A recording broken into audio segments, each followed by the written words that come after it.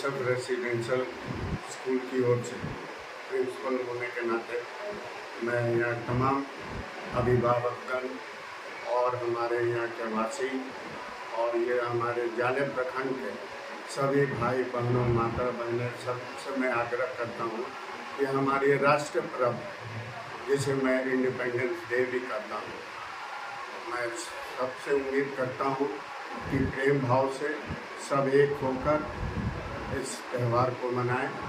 और साथ साथ मैं ये भी कहना चाहता हूँ कि प्रत्येक इस प्रखंड के वासी को मैं हार्दिक बधाई देता हूँ, जो हमारे समक्ष हैं और जो नहीं भी हैं।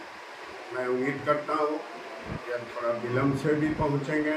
मैं आग्रह करता हूँ कि अवश्य पहुँचें। मैं अपने विद्यालय की ओर से, सेंट जोसेफ परिवार की ओर से मैं सबको हार्दिक बधाई देता हूँ। धन्यवाद। जय हिंद।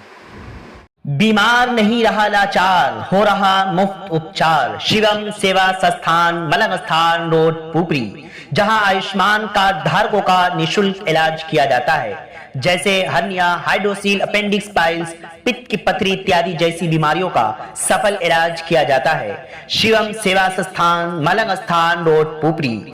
अधिक जानकारी के लिए संपर्क करें। हमारा संपर्क नंबर है 8434232577, 8434232577।